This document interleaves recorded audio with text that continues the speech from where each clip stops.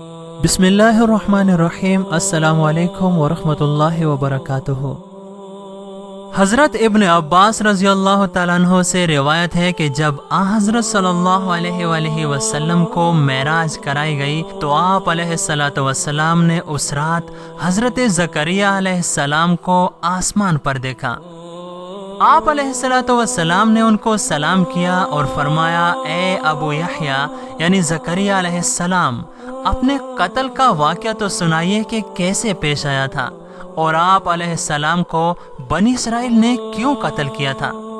उन्होंने फरमाया, ए मुहम्मद सल्लल्लाहु अलैहि वसल्लम, यहया यानी मेरा बेटा अपने ज़माने में सबसे ज़्यादा नेक था, उन लोगों में सबसे ज़्यादा खूबसूरत और वजाहत वाला था, और वो ऐसा ही था जैसा कि अल्लाह ताला ने इरशाद फरमाया है, वकाना सय्यदन व हसूरा, यानी वो दीन का मुक्तदा और लज्जत नफ्स को बहुत रोकने वाला होगा।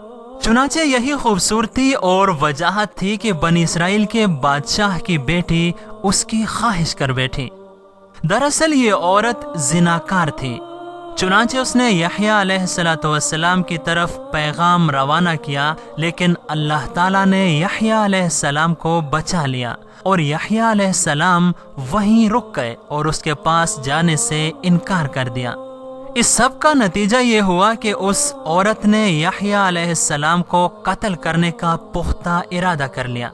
दस्तूर ये था कि ये लोग हर साल एक ईद मनाया करते थे और बादशाह की ये आदत थी कि वो जब वादा करता था तो ना तो उसके खिलाफ करता और ना ही झूठ बोलता था। चुनाचे ये बादशाह जब उस दिन ईद के लिए रवाना हुआ तो उसकी मलिका भी उठ खड़ी हुई और उसको रुखसत करने लगी। ये देखकर बादशाह पहले तो हैरान हुआ, क्योंकि मलिका ने कभी भी ऐसा नहीं किया था कि वो खुद उसको रुखसत करने के लिए उठी हो। बहरहाल फिर बादशाह ने उससे कहा कि आज जो कुछ मुझसे मांग सकती हो मांग लो, मैं तुम्हें अता करूंगा। मलिका ने कहा, मैं तो यहया बिन ज़करिया अलैहिस्सलाम का खून मांगती हूँ। ये जवाब सुनकर बादशाह का माथा ठनका और कहने लगा कि कुछ और मांगो, लेकिन मलिका ने इसरार किया और कहा कि मैं तो यही मांगती हूँ कि मुझे यहया का खून चाहिए। चुनाचे जब वो किसी तरह ना मानी तो बादशाह ने कहा, ठीक है, मैं तुझे उसका खून माफ करता हूँ, यानी मैं उसे तुम्हारे लिए कत्ल करूँगा।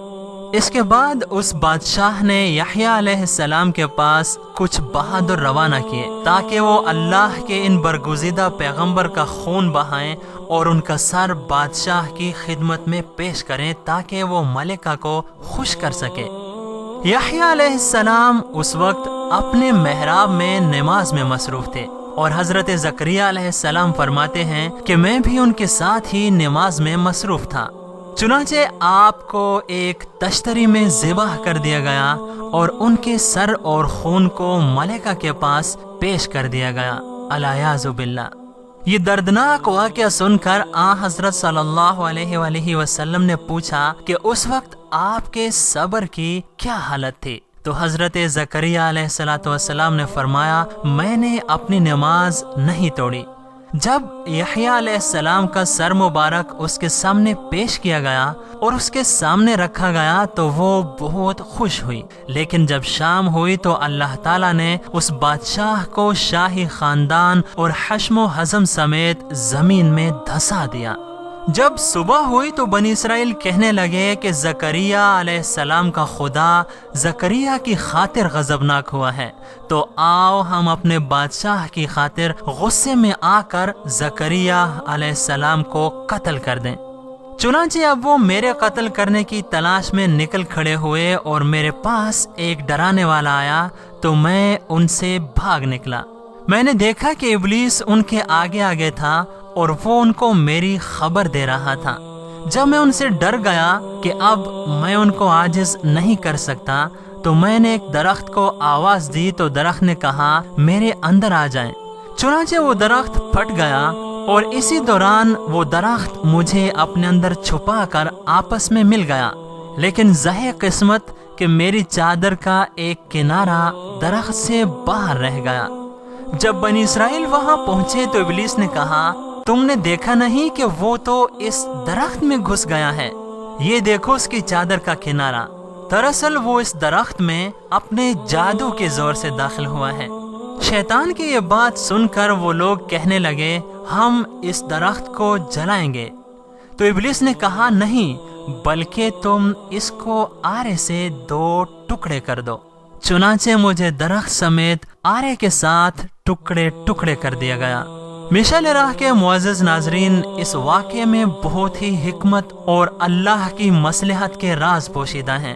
آپ دیکھیے کہ کیسے اللہ کے ایک جلیل القدر پیغمبر جب انجانے میں اللہ کے علاوہ ایک درخت سے مدد مانگتے ہیں تو پھر کیسے ان کو ٹکڑے ٹکڑے کر دیا جاتا ہے، اور اللہ کی طرف سے حکم ملتا ہے کہ اے زکریا آہ کی آواز بھی نہ نکالنا ورنہ تمہیں پیغمبری کے درجے سے ہٹا دیا جائے گا۔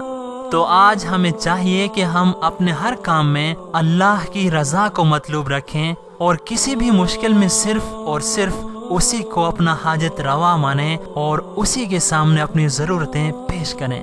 دعا ہے کہ اللہ تعالی ہمیں اپنے نیک بندوں کی فہرست میں شامل فرمائے اور قیامت کے دن ہمیں اپنے پیارے نبی صلی اللہ علیہ وآلہ وسلم کا جام کوثر نصیب فرمائے اور آپ علیہ الصلوۃ والسلام کی شفاعت ہمارا مقدر فرمائے، آمین۔